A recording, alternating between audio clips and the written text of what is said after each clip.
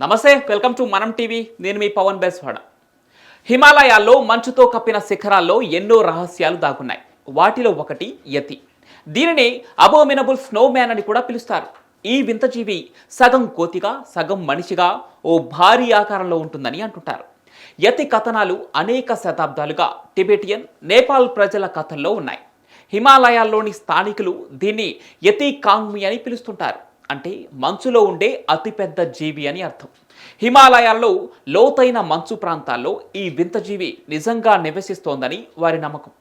యతి తెల్లటి లేదా గోధుమ రంగులో ఉండి సగటున 8 నుంచి 10 అడుగుల ఎత్తు ఉంటుందట. పెద్ద ఎలుగుబంటి, మానవ కోతి మిశ్రమ రూపంలో దీని లక్షణాలు ఉంటాయని ఎన్నో వర్ణనలున్నాయి. ఇది మామూలు జీవుల కంటే ఎక్కువ తెలివితో ఉంటుందని చెప్తారు. ఒకవేళ ఎవరైనా దాని జాడను కనుగొనడానికి ప్రయత్నిస్తే మాయమైపోతుందని స్థానికులు చెప్తూ ఉంటారు. 19వ శతాబ్దం వరకు యతిని కేవలం పురాణంగా భావించేవారు. కానీ 20వ శతాబ్దంలో కొంతమంది పర్వతారోహకులు మంచులో ఓ భారీ అడుగుల ముద్రలను చూడటం మొదలుపెట్టారు.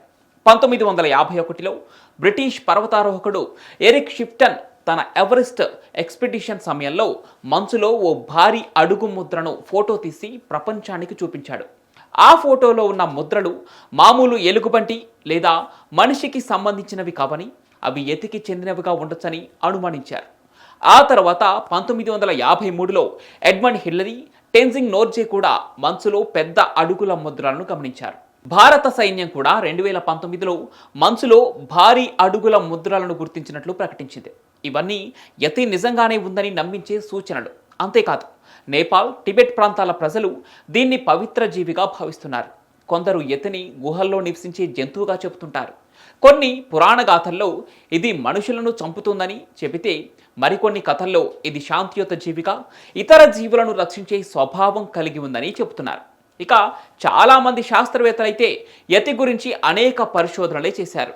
2013లో కొన్ని జంతువుల వెంట్రుకలను పరీక్షించి అవి పాత ఎలుగుబంటుల వంశానికి చెందినవని తేల్చారు. అయితే కొన్ని పరిశోధనలు DNA పరీక్షల్లో యతి మానవ పరిణామ క్రమంలో ప్రాచీన అవతారం అయి ఉండొచ్చని తేలింది. కొందరు శాస్త్రవేత్తలు యతికి గింగాంటోఫిథేకస్ అనే పెద్ద కోతి జాతికి చెందినని భావిస్తున్నారు.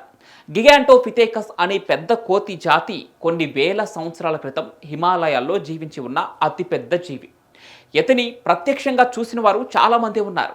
1925లో ఒక గ్రీక్ ఫోటోగ్రాఫర్, 1986లో ఓ అమెరికన్ అన్వేషకుడు మంచులో ఓ భారీ శరీరాన్ని చూసినట్లు తెలిపారు. 2008లో జపాన్ పర్వతారోహకుడు యోషిటెరు నకమురా డార్జిలింగ్ సమీపంలో యతిని చూశానని, దాని ఫోటో తీశానని చెప్పుకొచ్చాడు.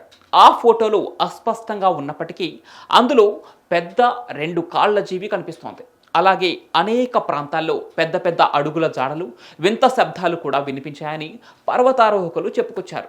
ఇక ఇవన్నీ యతి నిజంగానే ఉన్నదని పక్క ఆధారాలు కాకపోయినా యతి ఉనికి పూర్తిగా లేదని మాత్రం చెప్పగలం. అయితే యతి ఎందుకు సామాన్య ప్రజలకు కనిపించడం లేదని అనుమానం ప్రతి ఒక్కరిలో కలిగి ఉంటుంది. యతి ఒక ఏకాంత జీవి అయి ఉండొచ్చు. ఇది మనుషులకు దూరంగా హిమాలయాలలో లోతైన అడవుల్లో, గుహల్లో జీవిస్తూ ఉండొచ్చు. యతి రంగు వల్ల దాన్ని హిమాలయాల్లో గుర్తించడం చాలా కష్టం.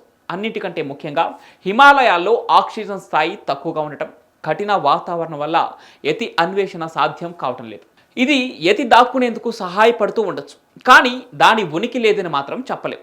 యతి నిజంగానే హిమాలయాల్లో ఉందని నమ్మటానికి స్థానిక కథలు, చారిత్రక ఆధారాలు, ఆధునిక సంఘటనలు బలమైన కారణాలుగా ఉన్నాయి. కానీ సైన్స్ ఇంకా దీన్ని పూర్తిగా నిరూపించలేదు. ఇక ప్రపంచంలో ఇంకా ఎన్నో తెలియని జీవులున్నాయి.